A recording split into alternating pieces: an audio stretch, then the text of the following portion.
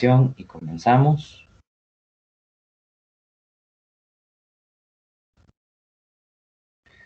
Ok, entonces vamos a empezar hoy.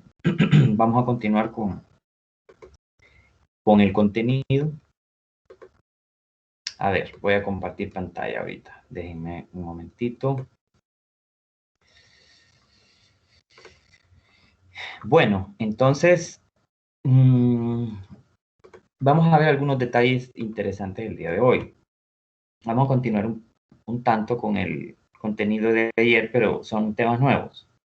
Entonces, a ver, déjenme ver.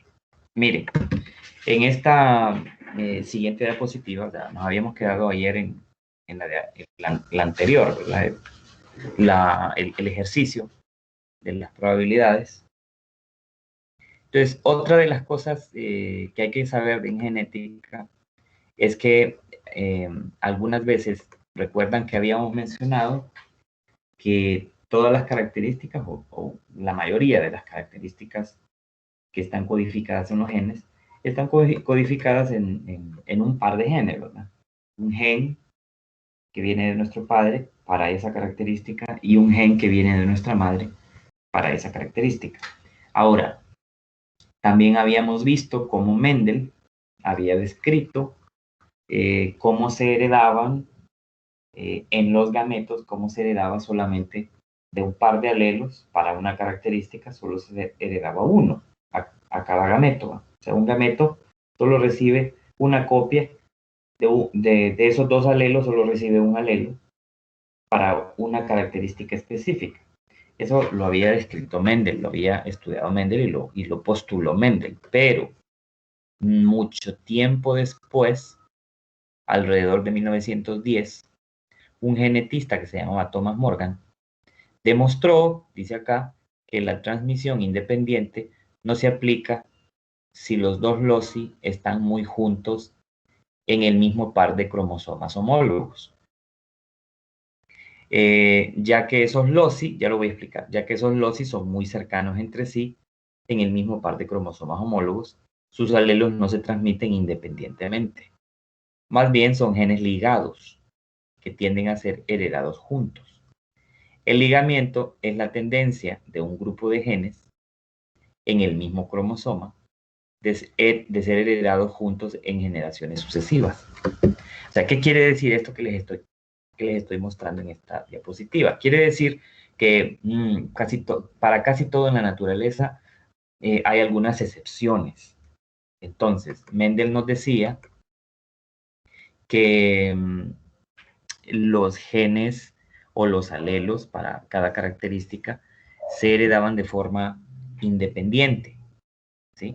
Que cada par de alelos se separaba durante la meiosis y al separarse un par de alelos, estos se iban a segregar o se iban a dispersar de manera independiente, individual.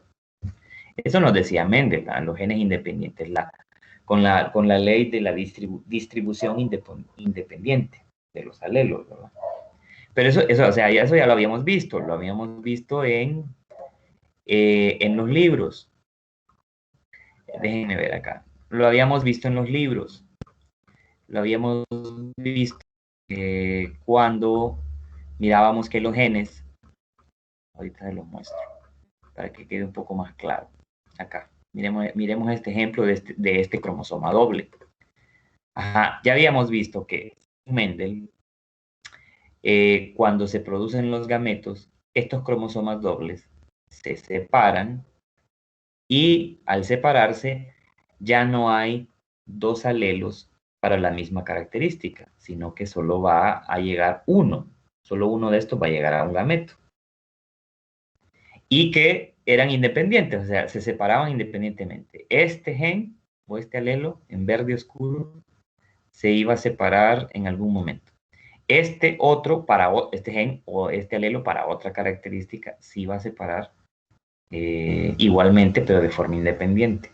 Este otro gen igual, este otro gen igual, este otro gen igual. Lo que nos está diciendo este principio de los genes ligados, ¿verdad?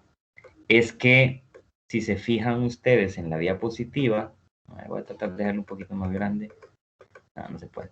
Miren, si se fijan en la diapositiva, esto es lo que nosotros hemos estado viendo de cómo se separan los alelos.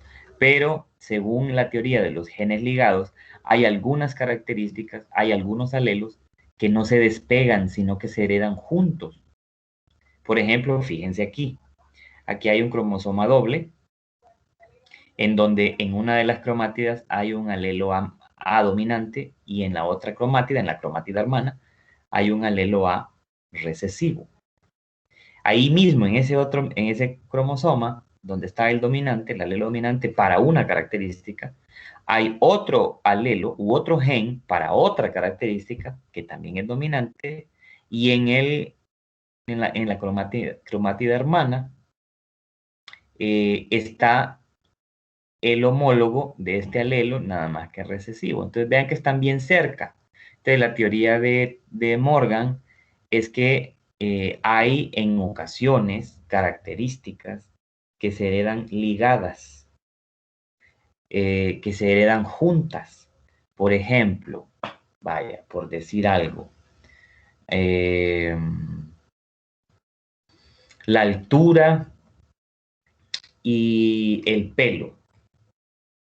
Digamos que en una familia ha habido casos de que muchos miembros de esa familia, heredan genes dominantes para la altura, o sea, bastante altos, pero al mismo tiempo heredan otro gen o otros genes para el color de pelo o el tipo de pelo, un pelo cortito, pelo bien corto. Entonces que en esa familia hay un montón de miembros, tanto los padres como hijos, inclusive nietos, que son bien altos y que tienen el pelo corto, bien cortito. Entonces, ¿por qué pasó eso? Porque se heredaron genes ligados. Es decir, que no se separaron eh, dos características, no se separaron de la manera como comúnmente se separan, sino que entonces dos alelos diferentes para dos características diferentes, como que se separan juntos a los gametos. Entonces se van juntos, no se va solo uno, se van los dos, de dos características distintas. Entonces a eso se le llama eh, genes ligados o ligamiento. Entonces usted tiene que saber que el ligamiento es la tendencia, o sea que no es que para todas las características ocurre, es la tendencia de un grupo de genes, o sea, de más de un par de genes o alelos, en el mismo cromosoma, estamos hablando de un cromosoma doble, o incluso de un cromosoma, no, de un cromosoma sencillo, en el mismo cromosoma sencillo, o sea, uno de estos, ¿no? Porque mire que lo que se está separando aquí al gameto es A dominante y B dominante, lo que está en esta cromátida, en este cromosoma sencillo, claro, porque a los gametos se va nada más los alelos de un cromosoma sencillo, no de los dos. Entonces, mire, entonces dice, el ligamiento es la tendencia de un grupo de genes en el mismo cromosoma de ser heredados juntos en generaciones sucesivas. O sea que esas dos características, por ejemplo, que les acabo de mencionar como un ejemplo, la altura y que el pelo sea bien cortito, está en los abuelos, está en los padres, está en los hijos de esos padres, está en los nietos, entonces se repite muchas veces porque hay genes ligados para esas dos características, se heredan de manera ligada, como pegaditos, que no se quieren separar. A eso se refiere esto de ligamiento de genes o genes ligados. Bien, ahora, ¿cómo se determina el sexo? No solamente en los humanos, sino también en otros seres vivos, por ejemplo, en otros animales. Entonces, vea lo que dice esta diapositiva. En algunas especies, los factores ambientales influyen en el sexo del individuo. Sin embargo, los genes son los más importantes determinantes sexuales en la mayoría de los organismos eucariotas. ¿Qué quiere decir esto? Resulta que algunos seres vivos, por ejemplo, les voy a poner un ejemplo, los cocodrilos, esos reptiles inmensos, poderosísimos, ¿verdad? Fuertes, con una piel que parece un tanque. Los cocodrilos su sexo está muy determinado por la temperatura del ambiente. Sí, quiere decir que cuando la madre cocodrilo deposita huevos, porque son ovíparos, ¿verdad? Ponen huevos.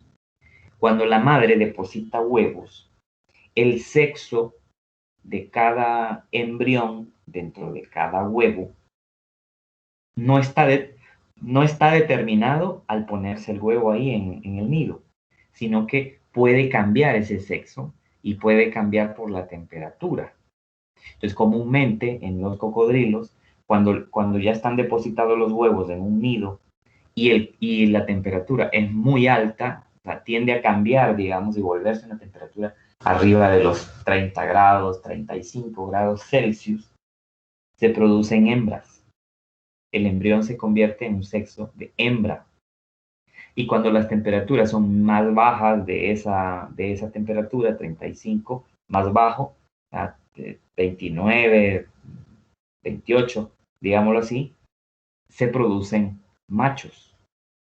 Entonces, claro que hay genes que determinan las estructuras sexuales que va a tener ese individuo cuando nazca, claro que sí, pero se nos está diciendo aquí que también influyen los factores ambientales. Eso no es en todas las especies de seres vivos. Les estoy poniendo un ejemplo de un animal, por ejemplo, que conocemos porque lo hemos visto por lo menos en la televisión o quizás en persona o en vivo, de un animal que le pasa eso. El sexo está determinado en parte por un factor ambiental que es la temperatura. Entre más elevada sea, se producen más hembras y entre más fría sea la temperatura ambiente, se producen más machos. Pero en la gran mayoría de los animales, por ejemplo, de los eucariotas, son los genes los que determinan mayormente el sexo que va a tener el individuo, si va a ser macho o va a ser hembra. Dice aquí los genes principales que determinan el sexo en mamíferos, en nosotros los mamíferos, en también las aves y en muchos insectos, se encuentran en los cromosomas sexuales. Sabemos que hay un par de cromosomas sexuales que heredamos que se llaman alosomas. Entonces veamos eso ahorita, veamos eso de cómo se determina el sexo. Vamos a ver, 209, me parece que era la página. Es... Más abajito está, permítanme un momentito, ahorita vemos eso. Ok. Miren esta diapositiva. Bueno, veamos esta y también veamos esta. Aquí está una microfotografía de lo que es el cromosoma Y el cromosoma X. Esto está en un libro ahí de biología. A ver, sí. Este es el libro de Audesirk, ¿verdad? El libro de Audesirk, el que hemos estado viendo, que yo les he mencionado que usen en la clase. Entonces, miren ustedes que existe un cromosoma X y un cromosoma Y. Vean la diferencia que existe entre un cromosoma tipo X y un cromosoma tipo Y. Los cromosomas X tienen más genes, porque recuerde que esto que estamos viendo es ADN, una cantidad inmensa de ADN, empaquetado en histonas, ¿verdad? En esas proteínas llamadas histonas. Entonces aquí lo que hay son muchísimos segmentos de ADN que pueden contener cientos o miles de genes, ¿verdad? O sea, un cromosoma puede tener cientos, centenares, o puede tener hasta miles de genes. Entonces, aquí en el cromosoma X está más que claro que hay más genes, ¿verdad? Hay muchos más genes que en un cromosoma Y, que vea que es un cromosoma bien pequeño. O sea, tiene una cantidad de genes mucho menor o una cantidad de ADN mucho menor. ¿Sí? Muchísimo menor, mucho menor. Bien, ahora, el sexo se determina de esta manera. Recuerde que hay células germinales diploides tanto en nuestra madre como en nuestro padre, ¿verdad? Recuerde que los alosomas sexuales son dos. en la mayoría de animales, incluyéndonos, incluso en plantas, en muchas plantas. Son dos alosomas sexuales, dos, que pueden ser de dos tipos, pueden ser dos cromosomas sexuales X o dos alosomas X, como en el caso de nuestra madre, nuestras madres, las mujeres, tienen dos cromosomas sexuales X o dos alosomas X. Pero también puede ser alosoma Y. Y los hombres no tenemos dos alosomas X, los hombres tenemos un alosoma X y tenemos un alosoma Y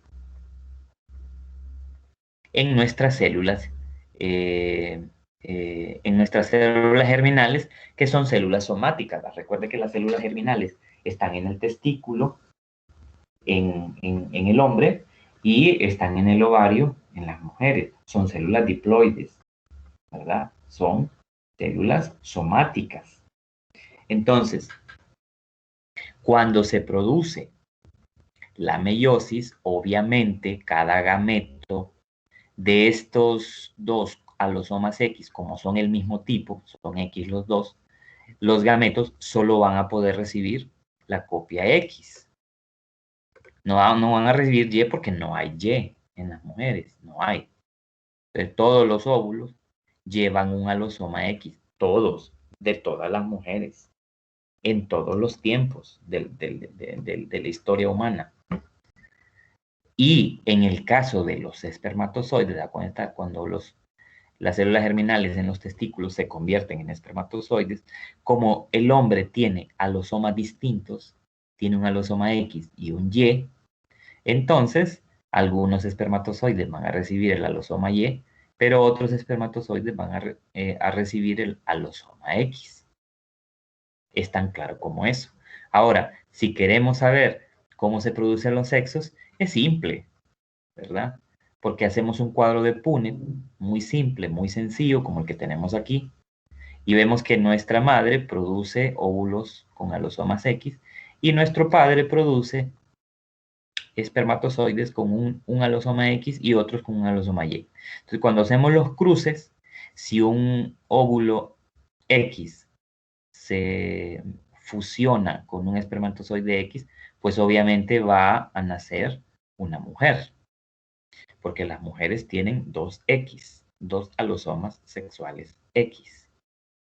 Ahora, si un óvulo se fusiona con un espermatozoide que en vez de tener un X tiene un Y, pues se va a formar un hombre, porque entonces la mezcla va a ser XY, y eso es un hombre, un varón. Así es como se determina el sexo. Entonces, no perdamos de vista que en algunos seres vivos, porque la naturaleza es compleja, porque hay mucha diversidad en el mundo, en este planeta nuestro, hay muchísima diversidad, muchos organismos vivos pueden cambiar de sexo con la temperatura o nacen con un cierto sexo debido a condiciones ambientales que pueden variar, pero otros son sus genes los que determinan 100% qué sexo va a tener, como por ejemplo en nosotros los seres humanos y otros mamíferos más, como también en las aves y en algunos insectos, como dice la diapositiva. Y entonces así es como se obtiene el sexo. Ahora, si ustedes se fijan y son acuciosos, se podrán dar cuenta de una cosa, y esto es una situación biológica, no es una situación ni machista ni feminista. Mucho se dice que los hombres y las mujeres somos diferentes. Claro, por supuesto que somos diferentes. Somos géneros diferentes y tenemos muchas partes físicas distintas. Incluso el funcionamiento interno de muchos órganos es completamente distinta en los hombres y en las mujeres. Por ejemplo, las gónadas, el ovario y el testículo, funcionan de forma distinta. Producen cantidades de hormonas de forma diferente en hombres y en mujeres, ¿verdad? Los testículos en nosotros producen una hormona llamada testosterona en una cantidad bastante alta que determina que nosotros tengamos características sexuales secundarias como más pelo, más vello, más vello facial, más pelo en el cuerpo, en los brazos, en las piernas, no tengamos, esa testosterona también hace que tengamos los hombres la voz más grave, o sea, menos aguda, más grave, una voz grave, que tengamos mayor agresividad, los hombres somos más agresivos que las mujeres, y una serie de diferencias a nivel de cómo pensamos, porque el mismo cerebro es algo diferente en las mujeres que en los hombres, pensamos de forma distinta. Es una realidad, no es mentira. Todo eso que nos hace tan diferentes está determinado por los genes y por los genes sexuales. Por los genes sexuales, así es. ¿Qué quiero decir con esto? Miren, si nos vamos otra vez a esta microfotografía, los genes que hay en los alosomas o en los cromosomas sexuales determinan no solamente características secundarias en hombres y mujeres. Características secundarias son la voz, las caderas, los glúteos, los pechos, ¿verdad? Si son grandes, si no, si la cadera es ancha, si es angosta, si la parte del hueso púbico está más abierto a 90 grados o está más cerrado a 90 grados. Eso tiene que ver con el parto, porque las mujeres tienen que tener el hueso púbico más amplio. ¿Por qué? Porque por ahí nace el hijo.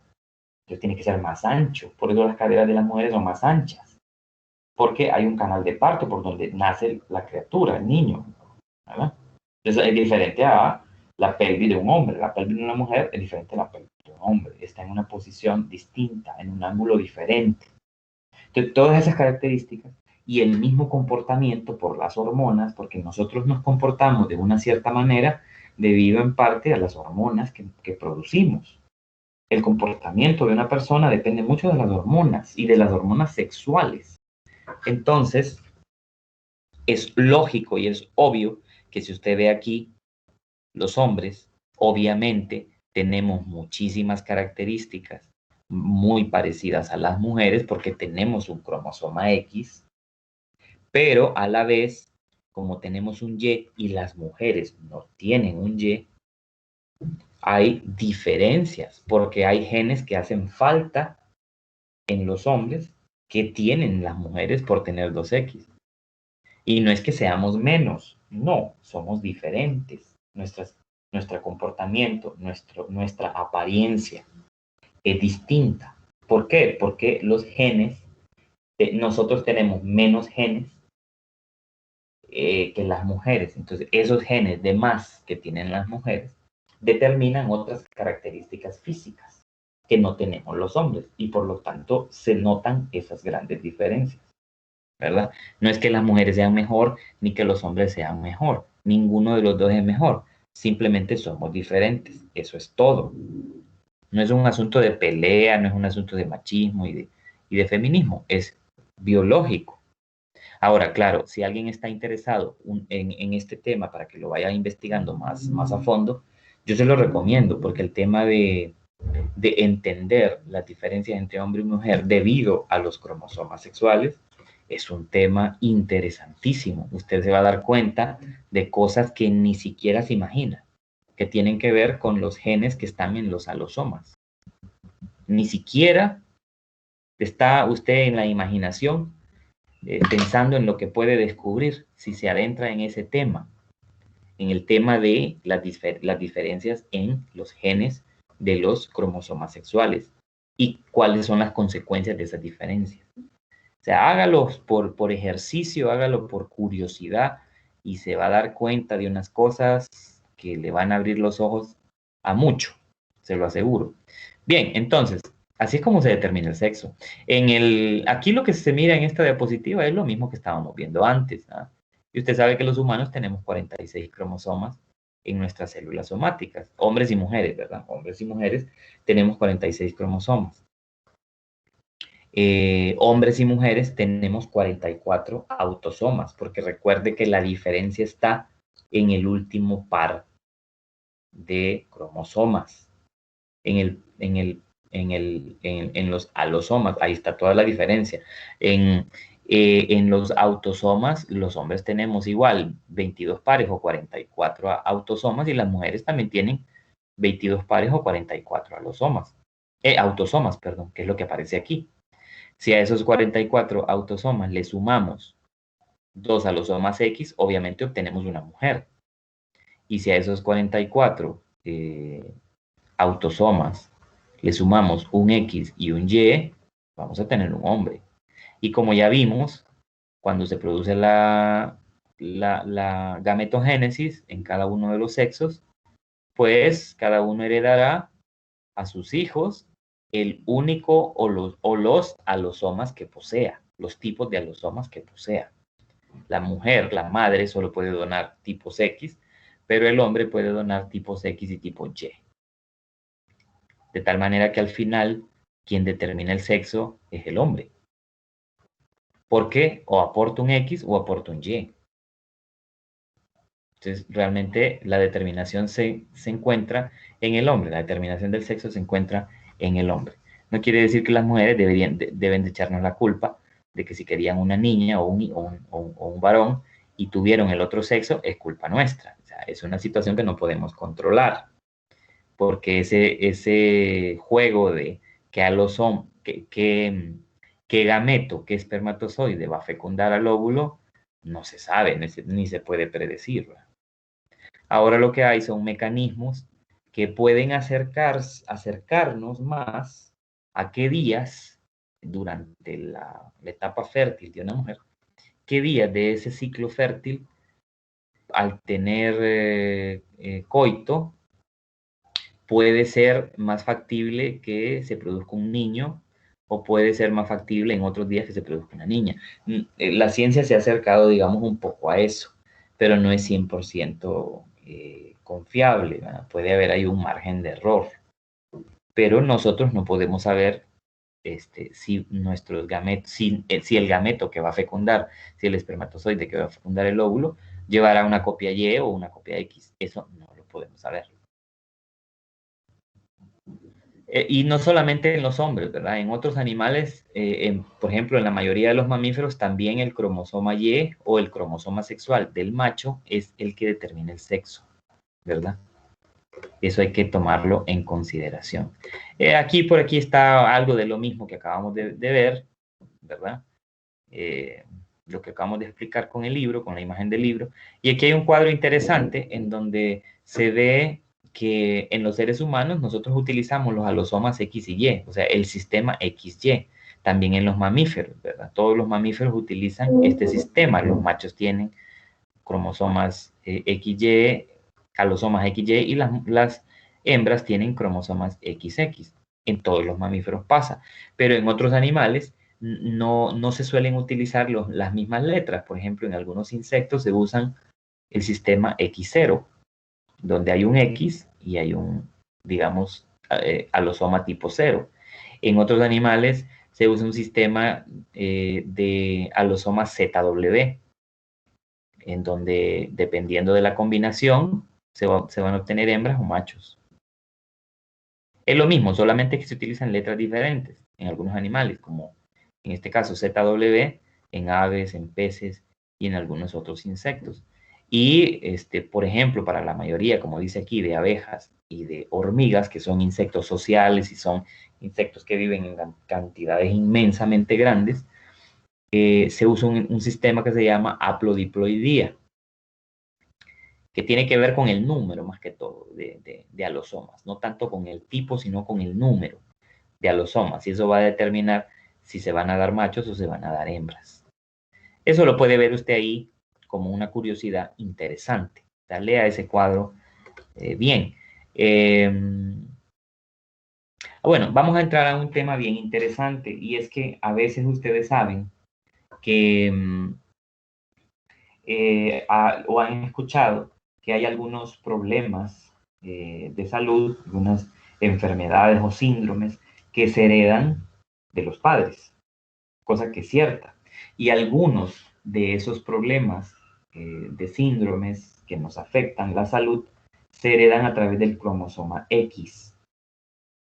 Entonces hay algo que se llama herencia ligada al cromosoma X, que aquí arriba está una diapositiva un poco explicando el porqué de esto, dice genes ligados al cromosoma X, es porque hay ciertos genes o ciertos alelos que solo se heredan a través del cromosoma X. Entonces vamos a ver ahorita dos ejemplos de dos síndromes que son 100% heredados a través del alosoma X. Uno de ellos es la hemofilia, el caso de la hemofilia, y el otro caso es el caso del daltonismo. Entonces veamos la hemofilia. La hemofilia es un problema, es un síndrome bien grave porque es el resultado de la herencia de un alelo, de un gen que produce la enfermedad o el síndrome, que hace que no coagulemos, la sangre no se coagule. O sea, que usted tiene una herida, no se le va a formar coágulo, sino que la sangre va a seguir saliendo por esa herida y usted se puede morir desangrado porque no le va a formar un coágulo, no se le va a formar coágulo. Entonces, eso se llama hemofilia y es una condición ligada al cromosoma X. Entonces, quiero que se fijen estos genotipos porque ahorita vamos a hacer un ejercicio para entender mejor esto. Recuerde que en nosotros, en los seres humanos, por lo menos hablando de los seres humanos, los factores de coagulación son todas aquellas proteínas que están en la sangre que hacen que se forme ese coágulo cuando hay una herida. Y entonces la herida se cierra y usted deja de sangrar, ¿verdad? Entonces, en el correcto funcionamiento de la producción de esas proteínas, incluida la vitamina K y principalmente la vitamina K, cuando usted se hiere y empieza a sangrar, con el tiempo, debido a esa vitamina K y a otras proteínas más, se le va a formar un coágulo que va a cerrar la herida y usted ya no va a sangrar. Pero cuando usted tiene hemofilia o cuando alguien tiene hemofilia, hay un problema serio con las proteínas, incluida la vitamina K. No hay una producción correcta, suficiente de vitamina K o no hay producción de vitamina K. Y entonces cuando se forma una herida, no se cierra la herida porque no se forma un coágulo y la persona sigue sangrando. Entonces, aquí, fíjese estos genotipos, que estos son los genotipos que nos van a ayudar a resolver los problemas. En las mujeres, mire, el problema con la mayoría de los síndromes ligados al cromosoma X es la herencia de un alelo recesivo para ese síndrome. Entonces, el problema está en el alelo recesivo. Entonces fíjese aquí en una mujer, fíjese en los genotipos de una mujer. XX es una mujer y XY es un hombre. Entonces, una mujer que tenga, si usted se fija en la diapositiva, dos alosomas dominantes, o sea, ve las H's que son mayúsculas, es una mujer sana, es una mujer que no tiene hemofilia, porque dijimos que el problema está con el recesivo. El alelo recesivo es el problema, no el dominante. Entonces, una mujer que tenga en sus dos alosomas X dos alelos dominantes, no es hemofílica, es una mujer sana. Ahora, una mujer que tenga en un alosoma X un alelo dominante, pero que en el otro X tenga un recesivo para la hemofilia, la mujer es portadora. Lo interesante de una mujer portadora es que no está enferma, pero al ser portadora puede heredar el alelo recesivo que produce el síndrome a los hijos. Ese es el problema, pero la mujer portadora no es hemofílica, solo es portadora del alelo que produce la hemofilia. Bien, ahora, una mujer que tiene en los dos alosomas X dos alelos recesivos para hemofilia, esa mujer sí es hemofílica. O sea, la mujer es hemofílica cuando los dos alelos son recesivos para la hemofilia, los dos, en los dos alosomas X. Esa mujer es hemofílica. Ahora, el hombre como solamente tiene un X, si la copia del X en el X es el alelo dominante, el hombre está sano, no es hemofílico. Pero si en el X el hombre tiene el alelo recesivo, el hombre sí es hemofílico. Resulta que para desgracia nuestra, los hombres padecen más de hemofilia que las mujeres. ¿Por qué? Porque la mujer tendría que tener dos copias del alelo recesivo y los hombres, como solo tenemos un X, nos basta con un alelo recesivo para estar enfermos, lastimosamente. Entonces ahora hagamos un ejercicio, porque aquí luego nos viene, bueno, esto es una diapositiva que ustedes pueden ver solos, en donde se muestra una madre portadora y cómo esa madre portadora puede heredar el alelo recesivo a los varones y a las mujeres, donde casi siempre los más afectados son los varones, los que salen mayormente afectados por la hemofilia, o sea, la mayoría de hemofílicos somos hombres. Otro caso, este es en el caso de que una mujer sea portadora. En el caso de que el hombre sea hemofílico, el hombre es el que sea enfermo, entonces el problema es que va a heredar a las hijas mujeres el alelo recesivo. No va a tener hijos hemofílicos, pero las mujeres, hijas mujeres, van a heredar el alelo recesivo. Ahora, ¿qué pasaría con un hombre hemofílico y una mujer portadora? Lo que va a pasar es que algunas mujeres van a ser hemofílicas y algunos hombres van a ser hemofílicos y va a tener mujeres portadoras también. Y esto que sale aquí es lo mismo que vimos arriba, nada más que puesto en un diagrama distinto. ¿Quién es portadora? ¿Quién es varón hemofílico? ¿Y quién es mujer hemofílica? En rojo lo que aparece es el alosoma el alosoma que contiene un alelo recesivo. Entonces hagamos un ejercicio. El ejercicio que está ahí abajo, que dice ejercicio de hemofilia. Y el ejercicio nos dice lo siguiente: César es un hombre sano y se casa con una mujer portadora del gen de la hemofilia. Y nos hacen varias preguntas. La primera es, el inciso A, ¿cuál es el genotipo de la pareja? Genotipo, la combinación de alelos. Si César es sano y la mujer es portadora. Entonces, vamos a ver, creo que tengo abierto ya esto aquí. Sí, aquí está. Bueno, está mal escrito aquí porque estaba en carbón y no se marcó bien. Pero ¿cuál es el genotipo de la pareja? Si tenemos a César, César dice que es un hombre sano. Entonces César tiene un X y un Y. Y en el X, como él es sano, tiene un alelo dominante, porque el problema es en el recesivo, ¿verdad? Entonces, este sería el genotipo de César. X con una copia dominante y un Y que no tiene nada, porque el Y no tiene nada. Ahora, dice que la mujer es portadora del gen. ¿Qué quiere decir portadora? Quiere decir que la mujer, como son 2X, en un X va a tener un dominante y en el otro X va a tener un recesivo. Eso es ser portadora. Tener nada más un alelo recesivo, uno, y el otro dominante en el otro cromosoma X. Entonces, ahí están los genotipos de la pareja. Ahora, dice el ejercicio, la B, ¿qué porcentaje de la descendencia se espera que sea hemofílica? O sea, ¿qué porcentaje dice, de los hijos, qué porcentaje de los hijos van a tener hemofilia?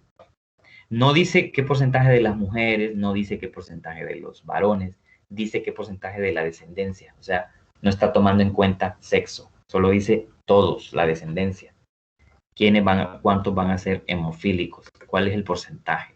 ¿Cómo se saca eso? Tenemos que hacer un cuadro de Punnett. Aquí está el B. Hacemos un cuadro de Punnett. Tenemos aquí a la mujer portadora arriba y aquí tenemos al hombre sano. Cuando hacemos el cruce, tal vez no se note mucho, pero vemos que esta primera mujer es una mujer sana completamente. 2 alelos dominantes, nada, sanita. Vemos que esta segunda mujer es portadora, porque tiene nada más una copia del alelo recesivo. Vemos que este hombre es sano, porque tiene una copia dominante para el alelo que no produce el síndrome. Y este otro hombre, vea usted, tiene una copia recesiva para hemofilia. O sea, este hombre es enfermo, es hemofílico, este. De todos estos 4, el único hemofílico es este. Porque recuerde que la portadora, es una mujer portadora, pero no está enferma. Entonces, este es el único. Entonces, la pregunta era qué porcentaje de los hijos podía salir hemofílico. Bueno, usted lo puede ver aquí. Si en este cuadro solo hay uno de 4, entonces es el 25%, le están preguntando porcentaje. Si estos cuatro son el 100%, este de acá es, es un 25%. Entonces la respuesta es, porcentaje de hijos hemofílicos, 25%. ¿Verdad? 25%. Mira lo que dice la pregunta C. ¿Cuál es la probabilidad de que al tener un hijo, sin importar el sexo, padezca la enfermedad? Un hijo, por probabilidad de que al tener un hijo, no importando si es varón o si es hembra, padezca la enfermedad, o sea, que esté enfermo, que sea hemofílico. Es lo mismo de la pregunta anterior. Es lo mismo, nada más que en la pregunta anterior nos preguntaban porcentaje y en esta otra pregunta nos piden probabilidad de que un hijo sea hemofílico, no importando si es varón o es mujer. Entonces la probabilidad de tener un hijo hemofílico, no importando el sexo, es de 1 de 4. Usted lo puede ver aquí en el cuadro, porque solo este de aquí, que es varón, aunque no importa el sexo, porque la pregunta dice que no importa el sexo, pero este es el único que va a padecer la enfermedad, este. Entonces, la proporción en fracciones, recuerde, ¿cuánto es? Este es 1 de ¿cuántos? De 4. Entonces, la probabilidad es 1 de 4. ¿Verdad? Ahí se ve claramente. La otra pregunta, la D, dice, ¿cuál es la probabilidad de que tengan una hija hemofílica? Ojo con esta pregunta, dice probabilidad de que tenga una hija hemofílica. Recuerde que las probabilidades se expresan en fracciones, en decimales o en porcentaje, pero también el principio, el concepto de probabilidad es que los valores van de 0 a 1. Entonces, cuando el valor es 0, es que no hay ninguna posibilidad de que eso ocurra.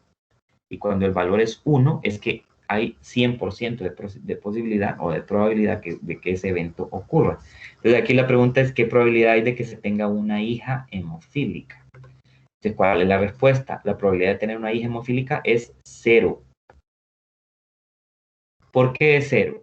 Bueno, porque usted aquí ve el cuadro, usted siempre tiene que basar en el cruce que hizo. Usted ve el cuadro y nota que hijas mujeres, las de arriba, las XX, no están enfermas, no padecen la enfermedad, no son hemofílicas. Esta es sana completamente y esta es portadora, pero un portador no es enfermo. Entonces 0, ahí es 0. La respuesta es la probabilidad es 0, porque no hay opción en este cruce de obtener una hija mujer que sea hemofílica. No hay. Entonces la probabilidad es 0, porque no existe probabilidad de que ocurra ese evento con los datos que se tienen. Y la otra pregunta es, ¿cuál es la probabilidad de tener un varón que sea sano? Probabilidad. No nos dicen porcentaje, nos dicen probabilidad de tener un varón sano. Entonces, la probabilidad de tener un varón sano es de 1 de 4. ¿Por qué? Miremos el cuadro. Las de arriba son mujeres, no son varones, son XX. Los de abajo son hombres, son varones. Y de estos dos, ¿cuál es sano? Este de aquí.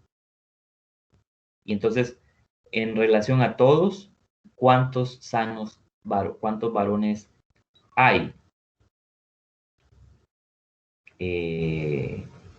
Hay 1 de 4. Lo que pasa es que la pregunta no se vaya a confundir. La pregunta es, ¿cuál es la probabilidad de que al tener un varón sea sano?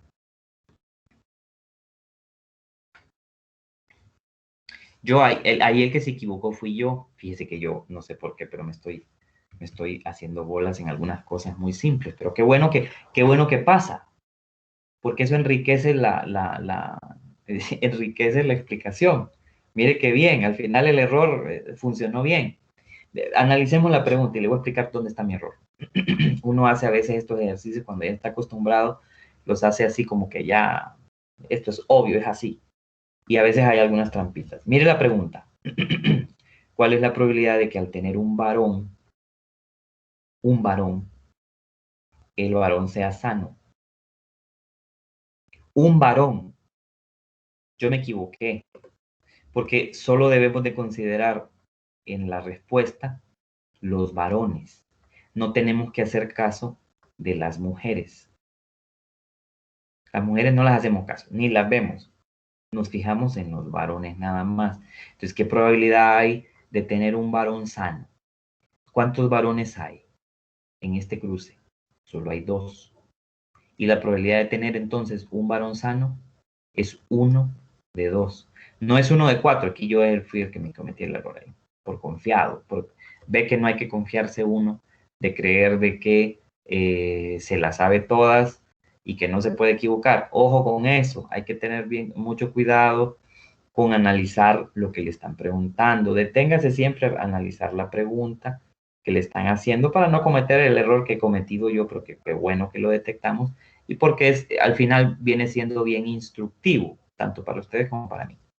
Entonces, mire, la pregunta es qué probabilidad hay de tener un varón sano. Nos tenemos que enfocar nada más en los varones, en todos los hijos no, solo en los varones. Entonces, como de estos 2 varones, los varones son 2, solo uno está sano, entonces la probabilidad de tener un varón sano es 1 de 2. No 1 de 4. Entonces hagan la corrección ahí. No 1 de 4, sino 1 de 2. Bueno, eso es en el caso de la hemofilia. Hay otras condiciones que están ligadas al X también. Por ejemplo, una de esas otras condiciones ligadas al X es el daltonismo. El daltonismo es un problema, no es grave, no es tan grave como en la hemofilia, porque en la hemofilia usted una heridita puede desangrarse usted por una herida pequeña. Pero en el daltonismo, el problema es que la persona confunde los colores rojo y verde, los confunde. No sabe si es verde o es rojo lo que está viendo. Entonces, por ejemplo, se ve aquí el semáforo. Obviamente, una persona que tiene daltonismo, que confunde los colores verde y rojo principalmente, no podría manejar, porque en un semáforo no se va a dar cuenta de si le está diciendo el semáforo que pase o que se detenga. Y puede matarse o matar a otra persona o causar un accidente grave. Entonces, el daltonismo no es en sí una condición, un síndrome que haga que usted se muera, pero sí le condiciona la vida, porque si usted confunde los colores, hay ciertas actividades que no debe hacer. Por ejemplo, manejar. O, por ejemplo, manejar cierta maquinaria. Porque usted sabe que con la tecnología actualmente, muchas de las indicaciones que llevan muchas máquinas, como maquinaria pesada, por ejemplo, son en colores.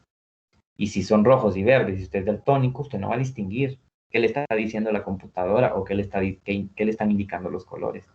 Entonces, el daltonismo no lo mata, pero le condiciona bastante la vida. Fíjese que los genotipos para daltonismo son muy parecidos. El problema está con el alelo recesivo, no con el dominante. El recesivo es el que produce el síndrome. Entonces, los genotipos son lo mismito que veíamos atrás en hemofilia, solo que en vez de H de hemofilia le vamos a cambiar a D de daltonismo. Y es lo mismo, mire, una mujer con 2 alelos dominantes es una mujer sana. Una mujer con un alelo dominante y un alelo recesivo es portadora, no es daltónica, pero sí es portadora. Y una mujer con 2 alelos recesivos, esa mujer sí es daltónica. En el caso del hombre, lo mismo. Si el hombre tiene nada más un alelo dominante en el X, es sano, pero si tiene en el X el alelo recesivo para daltonismo, ese hombre sí es daltónico. Entonces, otra vez, los hombres somos los más afectados con el daltonismo. Claro, en Latinoamérica no se suele dar eso porque esos son genes que se heredan mucho, por ejemplo, en la gente de raza blanca allá en Europa, por ejemplo, o en Canadá o en algunas partes de Estados Unidos. O sea, por la raza área, los blancos. Entonces nosotros, como somos mestizos, no tenemos ese problema, a menos que usted se case, sea mujer usted o sea hombre, se case con un europeo, con una europea, o con una canadiense, o con algún gringo o gringa de alguna parte de Estados Unidos, que hayan heredado por familia esos genes. Pero gracias a Dios nosotros los latinos, porque somos mestizos, somos una mezcla de genes de todos lados, entonces no tenemos ese problema así como que sea común en nosotros, no lo tenemos, no heredamos ese tipo de cosas si nos cruzamos o si formamos familia con otro mestizo. No tenemos ese problema. Ni hemofilia ni daltonismo, gracias a Dios. No tenemos esos dos problemas. Entonces, mire aquí un ejemplo. Este se llama test de Ishihara. El test de Ishihara le puede indicar a usted si usted es daltónico. Porque si usted es daltónico y confunde el verde con el rojo, no va a poder ver que aquí hay un 29 en este segundo círculo. No lo va a poder ver. Va a ver verde todo. ¿No? Entonces, si usted es daltónico, no va a haber un 29 en rojo que está aquí. Si es daltónico, no va a haber un 45 en rojo que está aquí, en rojo y anaranjado que está aquí. Este 56 de este otro no lo va a ver. Mucho menos este 6 verde. En este otro no lo va a ver. Y en este otro círculo, un 8 verde no lo va a ver tampoco. Entonces, señor, señora, señorita, caballero, si usted no vio eso, es daltónico. No es mestizo, no es latino. A saber, viene de la raza aria, entonces. Es europeo, es canadiense o es gringo. De algunas partes, ¿no? De Estados Unidos, no de todos lados.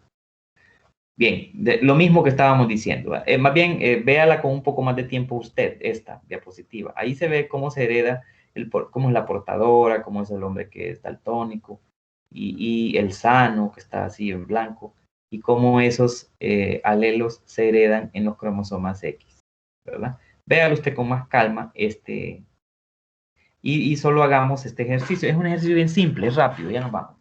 Mire, el ejercicio dice lo siguiente. Una mujer portadora se casa con un hombre daltónico. O sea, la mujer es portadora y el hombre es daltónico. La primera pregunta que nos hacen es cuál es el genotipo de la pareja. Entonces, ¿cuál es el genotipo? El genotipo es, si nos vamos aquí abajo, genotipo de la pareja, nos dicen que la mujer es portadora. Entonces, la mujer es así, XX, un alelo dominante y un alelo recesivo. Esa es una mujer portadora para el daltonismo. Y nos dice que el hombre es daltónico, entonces el hombre en el X tiene un alelo recesivo para daltonismo. Ese es el genotipo de un hombre daltónico y de una mujer portadora. ¿Qué nos dice la siguiente pregunta? ¿Cuál es la probabilidad de que al tener un hijo, sin importar el sexo, sea daltónico? Un hijo sin importar el sexo. Hacemos el cruce entre la mujer portadora y el hombre daltónico.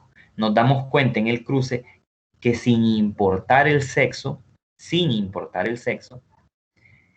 los hijos que son daltónicos, así dice la pregunta, sí, que sin importar el sexo, un hijo sea daltónico.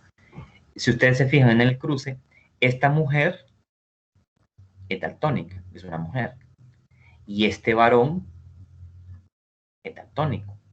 O sea que de los 4 hijos, 2 de 4 son daltónicos. Aquí tengo la respuesta. 2 de 4. Uno es una mujer daltónica y el otro es un varón daltónico. Usted haga el cruce con más tiempo y se va a dar cuenta de que así es.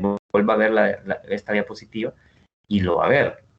Entonces la respuesta es que la probabilidad de tener un hijo, sin importar el sexo, que sea daltónico, es de 2 de 4. Ahora, como casi siempre uno debe de, o siempre, mejor dicho, como regla, debe de expresar la fracción más pequeña.